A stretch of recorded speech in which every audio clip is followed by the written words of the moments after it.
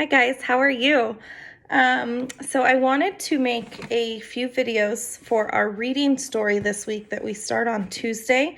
This is the last story in our reading book, and I wanted to read it to you guys because if we were together, I would have read a lot of this one to you, not necessarily so much of our normal oral reading that we do.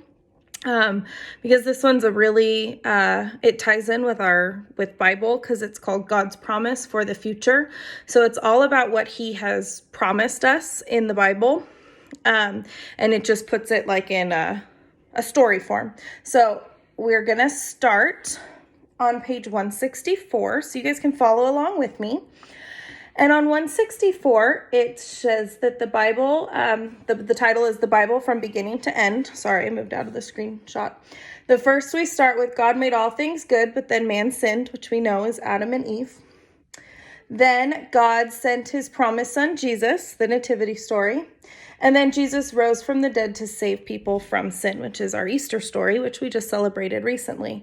So that's a very summed up version of the Bible from beginning to end. And then if you look on page 165, though, it says that Jesus went to live with his Father in heaven. And then the big circle says Jesus is coming back. And we've talked about this many times during the school year, that is the most exciting promise that he has made, is that Jesus is coming back. And he's going to come back and he's going to take all of us who are ready and all of us who has accepted him into our hearts, with him, and we get to go live with him.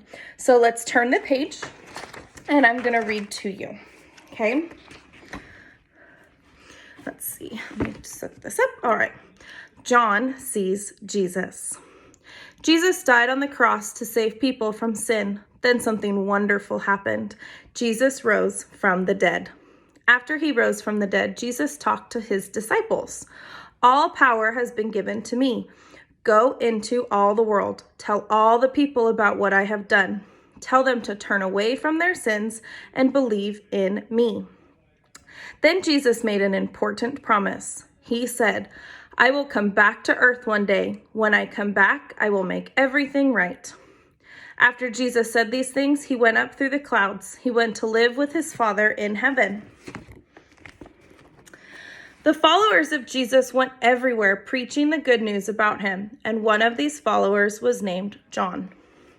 Some leaders did not want John to preach about Jesus. They arrested John and sent him to live on an island.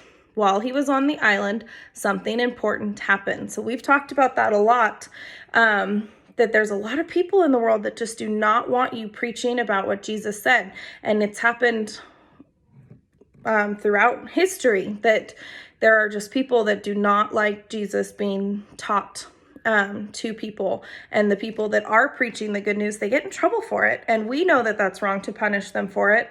But these people in power sometimes don't know that that's the wrong thing to do. So they arrested John and he's stuck on this island. As John was praying one day, he heard a voice like a trumpet, so a deep voice.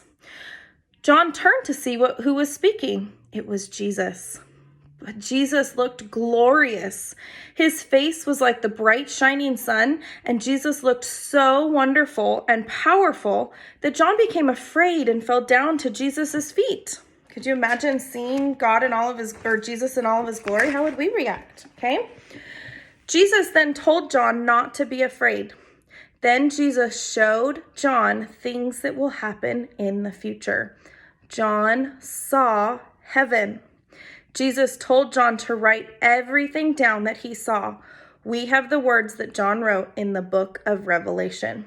And the book of Revelation is one of my favorite books of the Bible because it talks all about this promise of Jesus coming back. And it tells us what John saw when he saw heaven. So it gives us this little bit of a glimpse of what heaven is going to be like. And obviously none of us know 100% for sure because we've never been there. But everything that it talks about in the book of Revelation, we're going to talk about it in just a minute too, some of the things. It gives you so much hope and wonderfulness of what's going to come. And it just makes your heart that much more wanting to put Jesus inside of it because there is nothing greater than that eternal life with him. So that is all we are reading for Tuesday. So I'm gonna pause this video and I'm gonna start the next one and you can follow it on Wednesday, okay? See you later.